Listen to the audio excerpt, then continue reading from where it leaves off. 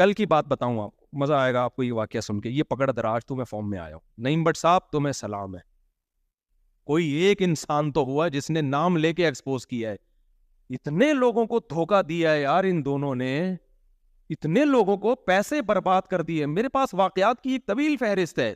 نعیم but صاحب نے 2 بڑے فراڈیوں کو بے نقاب کیا, اور ان فراڈیوں نے مولانا طارق جمیل صاحب کا نام بھی خوب اچھی طرح استعمال کیا اور عوام کو بہت پاگل بنایا. نعیم بٹ صاحب کی اس جرت اور حق گوئی پر ان کا شکریہ ادا کرنا چاہیے.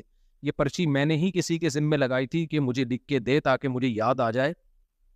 بہت دنوں سے نعیم بٹ ہے نا لاہور میں جو تبلیغ کے ہیں, میسج ٹی وی میں اکثر ان کے بیانات بھی آتے ہیں, ان کا شکریہ ادا کرنا تھا. میں نے اگلے ہی دن کرنا تھا لیکن ڈیلے ہوتا جا رہا تھا وہ شکریہ.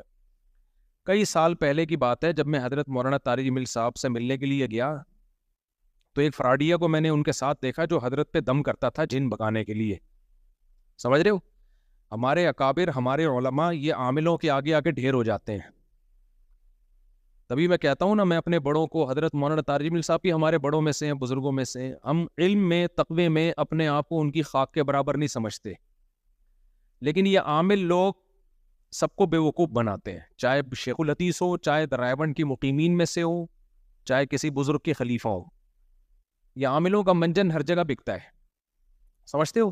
تو ایک پھلترو کی طرح چپکا رہتا تھا مولانا طارق جمیل صاحب کے ساتھ. میں نے پوچھا یہ پھلترو کون ہے, انہوں نے کہا کہ یہ حضرت پہ دم کرتا ہے.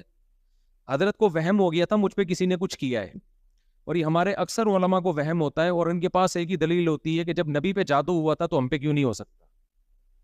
امکان کی دنیا تو بہت وسیع ہے. یہ ایسے ہی ہے جب عیسیٰ علیہ السلام بغیر باپ کے پیدا ہو گئے تو ایک اور واقعہ کیوں نہیں ہو سکتا.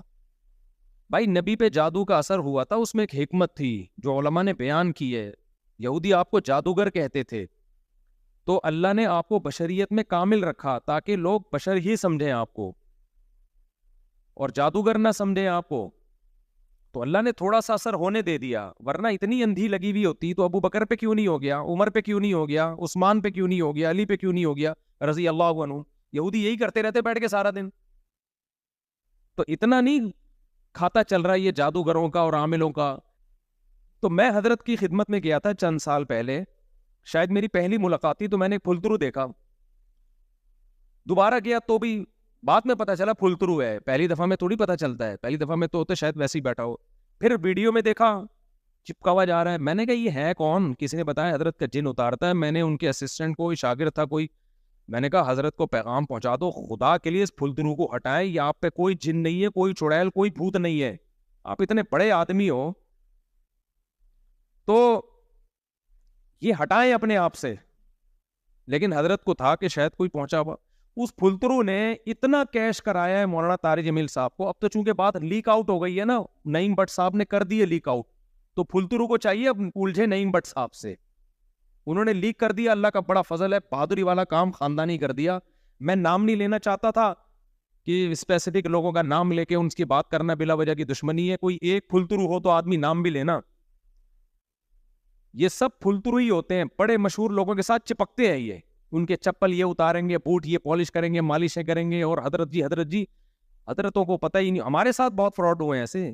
عاملوں کو تو میں لفٹ ہی نہیں کراتا نا, دوسرے قسم کے فراڈ ہوئے ہیں پیسوں کے معاملات میں. ہمارے نام کو کیش کرا کے چندہ لینا شروع کر دیا, اس طرح کے ہمارے ساتھ ہوتے ہیں. تو میں نے حضرت کو پیغام بھجوایا تھا, حضرت اس کو ہٹاؤ, یہ بہت کیش کرائے گا آپ کو. تو کسی نے کہا کیا دلیل ہے آپ کے پاس فراڈی ہے؟ بھائی یہی دلیل ہے کہ جن چڑیل بھوت بگانے کا کام کرتا ہے, اس سے زیادہ مزید کسی دلیل کی ضرورت نہیں ہے, یہی دلیل کافی ہے. لیکن نہیں ہٹایا حضرت نے. وہ آرمی کے جنرل بول رہا ہے کہ جب مولانا طارق جمیل صاحب کا جن ایک آدمی بھگا رہا ہے, وہ تو پہنچی بھی فوجی جرنیل بٹھا کے نا اپنی چڑیلیں اور بھوتیں بھگوا رہے ہیں اس سے, ان 2 ٹکوں کے لوگوں سے جن کے پاس گٹکا خریدنے کے پیسے نہیں ہوتے تھے. تو یہی دوسرا فراڈی ہے, وہ بھی مشہور ہے, ابھی کیا نام لوں میں اس کا. نعیم بٹ صاحب نے نام لیا, انہی کا کلپ دیکھیں.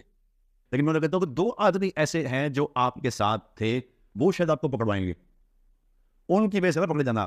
ایک یہ پیر ابکری اور ایک ہانڈی شاہ, اس کا نام ہی ہانڈی شاہ ہے, احسان ہانڈی شاہ. وہ بھی منجن بیچ رہا ہے. بھائی 5 روپے اس کی جیب میں نہیں ہوتے تھے, اس کو کوئی جانتا نہیں تھا. ہمارے علماء نے اس کو باپ بنا دیا اتنا بڑا. اس کے بعد وہ جو پھیلے ہیں ان کی تو کیا ان کی کوئی ریسرچ نہیں ہے بھائی. یہ جو کاپی پیسٹ گوگل سے کر کر کے رسالے چھاپے جا رہے ہیں. آپ کو یہ بیماری ہے 356.5 دفعہ یہ کلمہ پڑھو یہ ٹھیک ہو جائے گی. تجھے کیا خواب آیا ہے, تجھے الہام ہوا ہے کیا؟ اتنے وظیفے مارکیٹ میں ٹھک ٹھک ٹھک کر کے وظیفے آ رہے ہیں. یا تو الہام ہوا ہوگا, یا خواب آیا ہوگا, یا کوئی تجربہ ہوگا. تو تجربوں سے کتنے وظیفوں کا تجربہ ہو گیا ہوگا. ایک بات ہے نا, میرے پیٹ میں درد ہے یہ والا وظیفہ, میرے جو ہے وہ پیٹ میں مسئلہ ہے تو آپ یہ والا وظیفہ, فلانا والا وظیفہ. آپ کا کہاں سے اتنے تجربے آ گئے؟ کوئی الہام ہوا ہے کیا؟ ہو تم ہماری طرح کے انسان ہو, اتنے کیسے پہنچ گئے؟ کہتے ہیں حضرت جی پہنچے ہوئے بہت ہے. کیوں پہنچ گئے؟ ہم بھی تو اسی سوسائٹی میں ہیں. ٹھیک ہے ہم بہت نیک نہیں ہیں, ہم نہیں کہتے ہم بہت نیک ہیں, لیکن اتنے برے بھی نہیں ہیں یار, ہم نہیں پہنچے. اور یہ دو تم دن میں پتہ نہیں ایک سی پروازوں پہ پروازیں طے کر کے کیا کھا رہے ہو تم, کچھ اور کھاتے ہو تم, روزانہ زمزم پیتے ہو. کیا خیال ہے وہی پانی پیتے ہو نا نلکوں کا جو ہم پیتے ہیں؟ تھوڑی بہت کوتاہیاں ہم میں بھی ہیں, تم میں بھی ہوں گی, ہم سے بھی غلطیاں ہوتی ہیں, ہم اللہ سے توبہ استغفار کرتے ہیں, تم سے بھی ہوتی ہوگی, یا تم کوئی دودھ کے دھلے ہوئے ہو. تبھی میں بول رہا ہوں نارمل لائف گزارا کرو. بزرگ بھی نارملی اچھے لگتے ہیں. بہت زیادہ پہنچا ہوا بزرگ ہے سمجھو نہیں پہنچا ہوا. بزرگ وہی اچھا ہوتا ہے جو نارمل. اور ہمارے جتنے اکابر ہیں وہ سب نارمل لائف گزارتے تھے, کبھی انہوں نے بڑے بڑے دعوے نہیں کیے. ویسے بھی یاد رکھو مشہور لوگوں پہ نظر لگنے کا امکان بھی تقریباً ختم ہو جاتا ہے, اور جن چڑیل بھوت کے اثرات بھی ان پہ ختم ہو جاتے ہیں. تقریباً ناممکنات میں سے ہے کہ کسی مشہور آدمی پہ جن چڑھے یا جادو کا اثر ہو. بادشاہوں پہ نہیں ہوتا. فرعون کے خلاف ہزاروں جادوگر, موسیٰ علیہ السلام کے خلاف ہزاروں جادوگر تھے.